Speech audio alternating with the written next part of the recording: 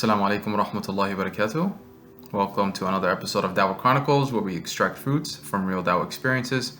I'm your brother Mustafa Hijazi, the host of the Dawah Chronicles series, and today we'll be looking at another episode, another encounter with a very interesting gentleman, mashallah, a young man. His name is Christian, and he was a Christian and accepted Islam in our short conversation. Now, the clip that I'm going to be playing is only a capture of about 2 minutes or so, which led to the Shahada, the testimony of faith, and him proclaiming Islam. But prior to that, we had a lengthy discussion about Christology, about Jesus. And growing up, he was a Christian, but it didn't necessarily make sense to him. And per the Johannine community, basically what John's gospel teaches, which is that there is a sort of divine element to Jesus, somewhat. He didn't accept that. It didn't make sense to him because he believes that God transcends human subjectivity and transcends the creation. So he considered Jesus a creation, right, and not the creator. And that's what led him to Islam in our short discussion, which goes to show that it's really important for us when we're having these Dawah dialogues to learn about the person, their background, their philosophy, their thought, because oftentimes you'll find that they're already predisposed to Islam. They already have the beliefs of a Muslim. It's just a matter of having that conversation with them and leading them to that pathway. So let's go ahead and play the, inshallah, the video. Christian. Okay, so Christian, you're basically, you were a Christian, and now you feel like you're inclined to Islam because you don't believe that there's a medium, right? You believe that God is transcendent, meaning God is beyond space and time. He's not bound by space and time. That all makes sense to you, right? Yeah. You don't believe that Jesus, for instance, is God because he was part of the creation. Okay. So this is exactly what I was alluding to. Is in our short discussion, he basically said that no, I don't believe that God can come on earth because that doesn't make sense. God is transcendent. What does transcendent mean? That means God is he's not bound by space or time because God is omnipotent. God is all powerful. So for God to be limited by space, by time, shows that God wouldn't be all powerful.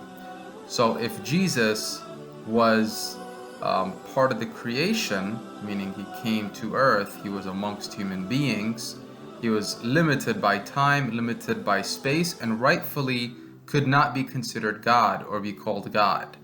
And that's what our friend Christian accepted. In fact, that was his belief at the time, or prior to me even coming across him and talking to him about Islam to begin with. So that was already his predisposed belief. So check out what he says next. So essentially, in order for you to enter Islam, as per our discussion, you said that all that makes sense to you, right? Yes. Beyond the physical needs of what we're experiencing, and it's our job to, as being human, to be able to tap into that or be back to that. Right, and to have a direct line, a direct connection to God. Not necessarily that you worship the creation, we worship, the creator of all things, essentially. Yeah, so if you notice there, he was talking about how, God is not part of the physical realm. God is supernatural, he's metaphysical. He's beyond the physical realm, right? He's above the physical realm. He created the physical realm. And it's our job as humans to have a direction, or rather a connection directed to the creator, right? So it's our duty to be on the correct path, find the straight path, find the proper direction to guidance. And it made sense to him, it really hit home for him. So this, alhamdulillah, by the will and grace of Allah, led to him actually accepting Islam and testifying. Alright, so there's a version of what we call the Shahada. The Shahada is just a testimony of faith, which is just, you're already a Muslim because, remember, Muslim means, linguistically means, and Islam means, Islam, meaning someone who submits to God. And you agree that you're someone who submits to God. You have a free will, you submit to God, right? So here I explained to him what a Muslim is. A Muslim, Islam, it's an adjective prior to Islam. It means one who submits to the will of God. So meaning one who submits to this transcendent being, this being that transcends space and time. Okay. So again, that made sense to him, and he was very, very happy to accept that. and to accept Islam. But the important fruit that we want to extract here is it's important, it's crucial to go over what a Muslim means, what the Shahada means, prior to them obviously accepting Islam. So make sure when you're on the Dawah field, when you're having or conversing in a dialogue, that you make these matters very, very clear, inshallah. Yeah. So basically, for you to become a Muslim, all you do is you say these words. So we'll say the Arabic first. So the Arabic is, so you say Ashhadu an la ilaha illa Allah wa ashhadu anna Muhammadan Rasul Allah wa ashhadu anna Isa Rasul Allah. Beautiful. Alright, so in English it's I bear witness that there is no God worthy of worship except the one true God, Allah. And I bear witness that Muhammad, peace be upon him, is the servant and messenger of God. And I bear witness that Jesus is also the servant and messenger of God. Christian, congrats, man. You're a Muslim. I mean, you already were a Muslim by faith. Beautiful, man. MashaAllah, Allahu Akbar, Allahu Akbar. Blessed. Alhamdulillah. So our brother Christian entered Islam, truly a blessed brother, mashallah, and you know, he accepted it willingly, and that's the most important thing, obviously, is by his own will, by his own disposition, by his own intellectual kind of understanding, he acknowledged the one true God, the creator, that's uncreated, that's transcendent, that's all powerful, all knowing, all hearing.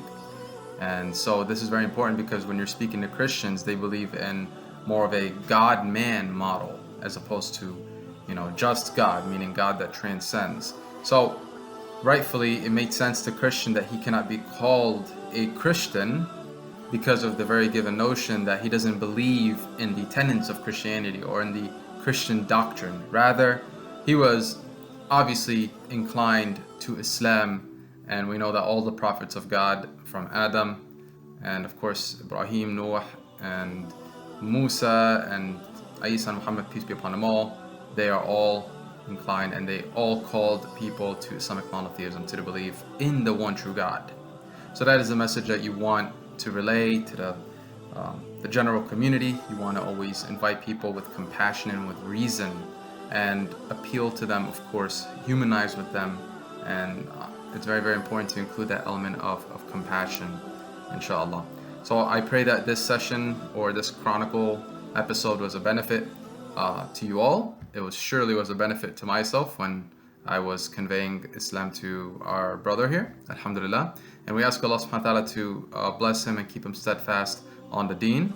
And I pray that inshallah we can use some of these tools, some of these fruits, extract them from these Dawah Chronicles series so that we can utilize them out in the field and in speaking to our colleagues and family members and neighbors and what have you.